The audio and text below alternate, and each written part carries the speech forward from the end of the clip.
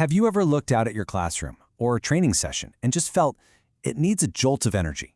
You know, that feeling that you could be doing something more dynamic than just talking at people? Well, today we are diving into a teaching strategy that does exactly that. It literally gets your learners up, moving, and most importantly, thinking. I mean, are you tired of passive learning? We've all been there, right? You see those glazed over eyes, you ask a question and get crickets. That's the classic sign that information is just being broadcast at people instead of being explored with them. So what's the alternative? How do we fix this? Well, let's just break it down. On one hand, you've got passive learning. It's static, it's individual, and it's usually pretty quiet. But on the other side, you have active learning, which is all about movement, collaboration, and lively discussion. And look, this isn't just about making a room feel more energetic. It's about fundamentally changing how deeply people understand the material. So, if we're serious about moving beyond the same old lecture format, we need a real practical strategy. Active learning isn't some buzzword. It's a completely different framework for how we interact with ideas. And we're about to zero in on one of its most powerful tools. And that tool is called the Carousel Activity. Now, the concept is super simple but incredibly powerful.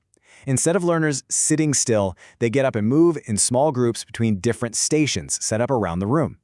And at each stop, they tackle a unique question or a new piece of the topic. So what's the secret sauce here? What makes this actually work? Well, the magic of a carousel activity really boils down to two key ingredients: movement, which keeps the brain awake and engaged, and collaboration, which sparks all sorts of new insights you just can't get when working alone. And the results here go way beyond just being fun. This method genuinely sharpens critical thinking and teamwork skills. But you know, the real game changer is this: at each new station, groups can see what the previous groups wrote down.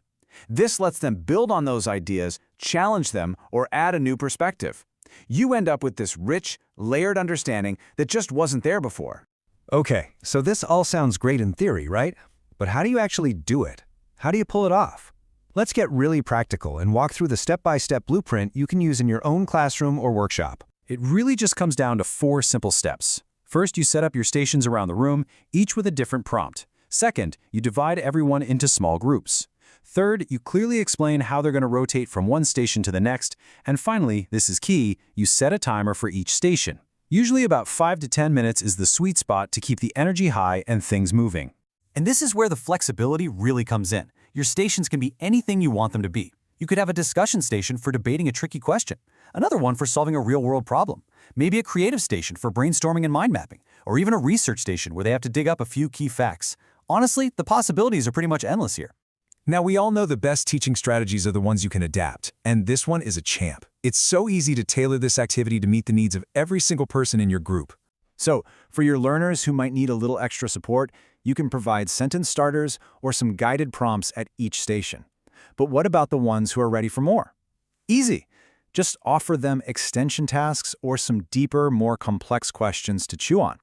This makes sure everyone is engaged right where they need to be. Okay, here's a little pro tip to really squeeze every drop of learning out of this. Add one final station at the end. Call it a consolidation station.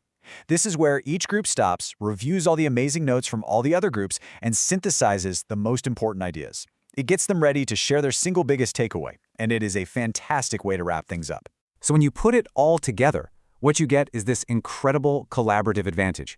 It's not just about getting people to talk to each other. It's about structuring that conversation in a way that builds a much deeper, much more permanent understanding of the material. In the end, it really all comes down to this. It's an interactive, movement-based approach that deepens understanding and boosts collaboration. To put it simply, it gets people moving, it gets them talking, and you know what? It just works. So, that really just leaves one question for you to think about.